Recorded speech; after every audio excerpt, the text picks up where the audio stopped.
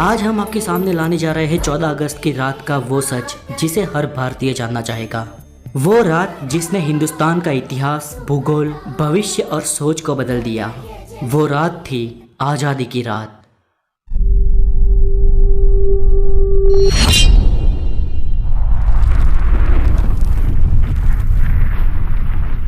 दिल्ली में 14 अगस्त की शाम से ही जोरदार बारिश हो रही थी।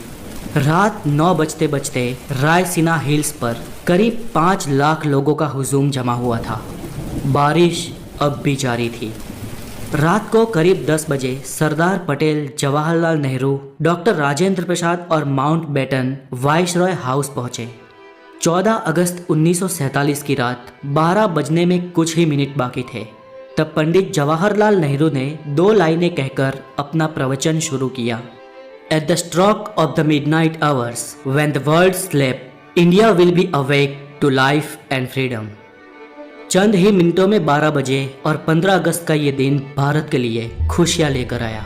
190 सालों बाद ब्रिटिश हुकूमत से देश स्वतंत्र हुआ था, लेकिन इन खुशियों के साथ उतना ही गम था, क्योंकि भारत ने अपना 3,46,737 स्क्वायर किलोमीटर का पूरा विस्तार और करीब 8 करोड़ 15 लाख लोग एक ही रात में गंवा दिए थे। देश 2 टुकड़ों में विभाजित हुआ था, हिंदुस्तान और पाकिस्तान। हिंदुस्तान यूं ही आज़ाद नहीं हुआ। 15 अगस्त के बहुत पहले ही ब्रिटिश हुकूमत का अंत शुरू हो गया था। महात्मा गांधी के जन आंदोलन से देश में नई क्रांति की शुरुआत हुई थी, तो एक और सुभाष चंद्र बोस की आज़ाद हिंद फौज ने अंग्रेजों का जीना दुश्वार कर रखा था। ऊपर से दूसरे विश्व युद्ध के बाद ब्रिटिश सरकार में उतना दम भी नहीं था कि वो हिंदुस्तान पर अब शासन चला सके। इसलिए माउंटबेटन को भारत का आखिरी वाइसरॉय बनाया गया था, ताकि देश को आधिकारिक तरीके से स्वतंत्रता दी जा सके।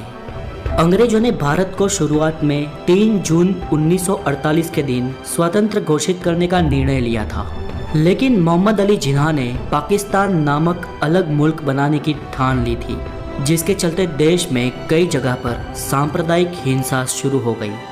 बिगड़ती परिस्थिति को देख अंग्रेज भारत को हो सके इतना जल्दी स्वतंत्र राष्ट्र घोषित कर देना चाहते थे, क्योंकि अंग्रेजों को भी भारत को आखिरकार एक टुकड़े में नहीं लेकिन 2 टुकड़े में विभाजित करना था।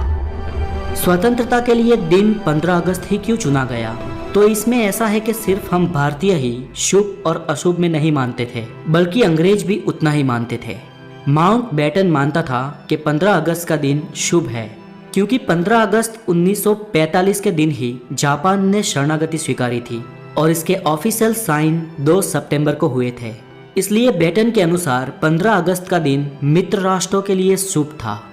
तो फिर रात 12 बजे के वक्त को ही क्यों तय किया गया? तो इसके लिए भारतीय ज्योतिषियों का मानना था कि वो वक्त देश की स्वतंत्रता के लिए शुभ है। तय किया गया था कि पंडित नेहरू को अपनी स्पीच रात 12 बजे से पहले ही समाप्त कर देनी है और रात 12 बजे शंखनाद के साथ भारतीय लोकतंत्र की शुरुआत होगी। ठीक वैसा ही हुआ। 15 अगस्त की सुबह 8:30 पर पंडित नेहरू और उनके कैबिनेट ने पद और गोपनीयता की शपथ ली। रात की लगातार बारिश के बाद सुबह आसमान बिल्कुल साफ था। लोग बेसब्री से इंतजार कर रहे थे आजाद भारत के तिरंगे को लहराते हुए अपनी आंखों से देखने का। देश के तिरंगे को सबसे पहले जवाहरलाल नेहरू ने रात को 12 बजे ही पार्लियामेंट सेंट्रल हॉल में लहराया था और दूसरी बार सुबह 8:30 पर भव्य राष्ट्रध्वज को जनता के सामने ब्रिटिश राष्ट्रध्वज को उतारकर लहराया गया।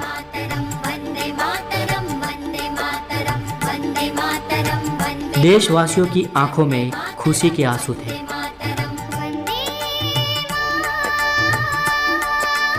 आजादी के बाद 15 अगस्त के दिन ही एक साथ अंग्रेजों ने देश को नहीं छोड़ा। आजाद भारत के कुछ आला अफसर भी कुछ समय तक अंग्रेज ही रहे।